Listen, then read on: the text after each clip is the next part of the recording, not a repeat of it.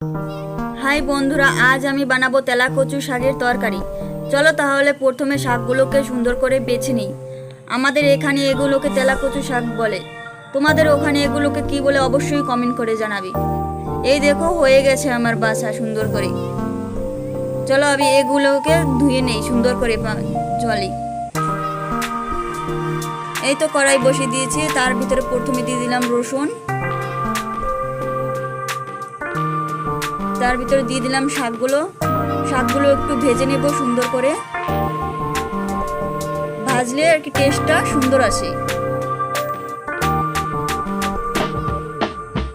দিয়ে দিলাম স্বাদ মতো লবণ, দিয়ে দিলাম স্বাদ মতো হলুদ, তারপর আবার একটু ভেজে নেব সুন্দর করে।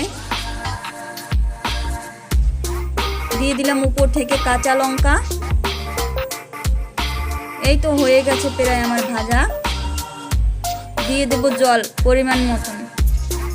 এই শাকটায় অল্প পরিমাণে জল দেবে, তাহলে খেতে ভালো হয়। 5 মিনিট জাল করে নেব। দেখো কত সুন্দর কালার এসেছে শাকটার।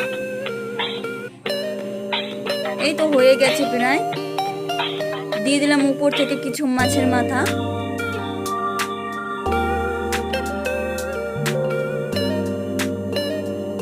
এই তো হয়ে গেছে, আর 1-2 মিনিট সুন্দর করে নেড়ে চেড়ে নেব। এই শাকটাকে যত সুন্দর করে নাড়বে তত খেতে ভালো হবে।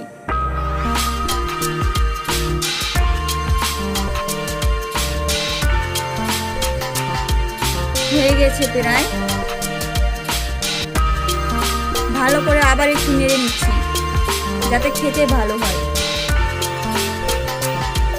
এই তো হয়ে গেছে, এখন আমি দিয়ে দেবো তেলানি। প্রথমে দিয়ে দিলাম কড়াইয়ের ভিতরে তেল, তার ভিতরে দিয়ে দিলাম 2টো তেজপাতা দুটো ভালো করে ভেজে নেব।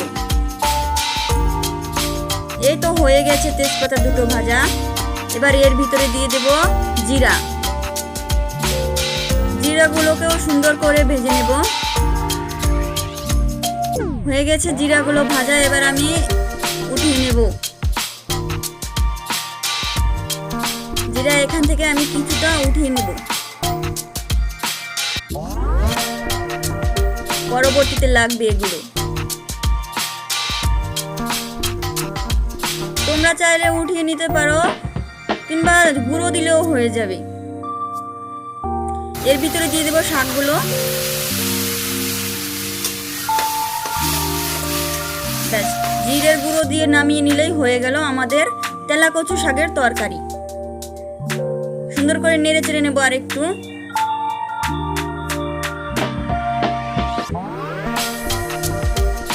এই তো হয়ে গেছে আমার নাড়াচাড়া। এবার আমি জিরেটাকে একটু ঘষে নিই বাটিতে। এইভাবে জিরে দিলে আর কি তরকারিটার স্বাদ সুন্দর আসে, গন্ধটাও সুন্দর আসে এইভাবে দিলে। তোমরাও চেষ্টা করবে এরকম ভাবে দেওয়া, তাহলে খেতেও অনেকটা ভালো হয়।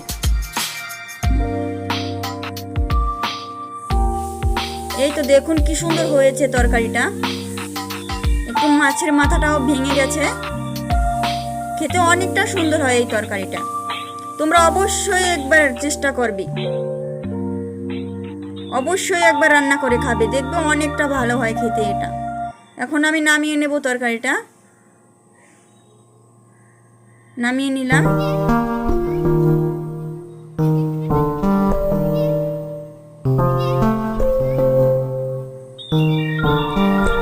সুন্দর করে নামিয়ে নিয়েছি। এই দেখো তোমরা কতটা সুন্দর হয়েছে তরকারিটা।